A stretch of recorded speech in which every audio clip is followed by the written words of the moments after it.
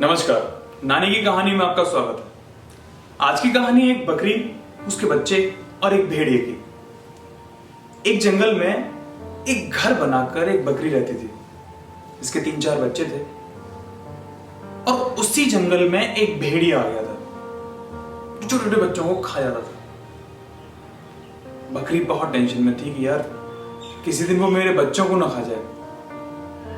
तो एक दिन जब वो घर से बाहर जा रही थी खाना लेने के लिए, तो उसने अपने बच्चों को कहा कि देखो बेटो, घर से बाहर नहीं निकलना है तुम्हें, कोई भी आए दरवाजा नहीं खोलना है, क्योंकि जंगल में एक बहुत बड़ा भयानक भेड़िया आ गया है और वो छोटे छोटे बच्चों को खा जाता है। अब ये सुनकर बच्चे डर गए, लेकिन उन्होंने कहा ठीक है मम्मी, हम गेट खोलेंगे ही नहीं, जब तक आप नहीं आओगे गेट नहीं खोलेंगे। तो ये सुनकर बकरी ठीक थोड़ी संतुष्ट हुई और खाना लेने के लिए निकल गई।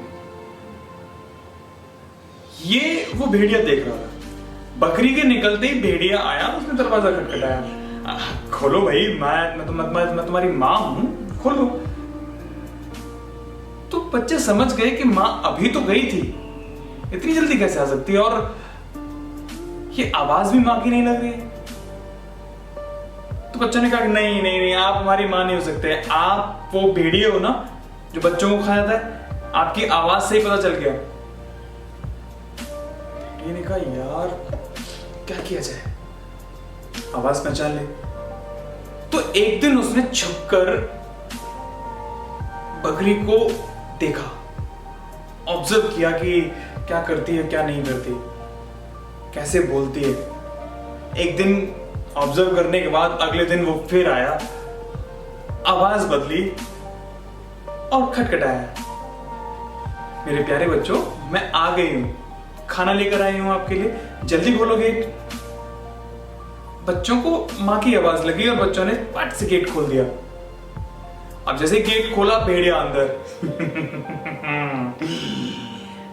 ऐसे तो खोलोगे, और वो एक एक करके 4 बच्चों को खा गया और एक बच्चा जाकर घर में छुप गया। उसे वो नहीं मिला और पेट भर गया।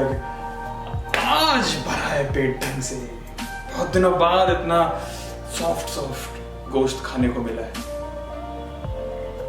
और जाकर वो लेट गया, मतलब बाहर जाकर एक पेड़ के नीचे आराम करने लगा।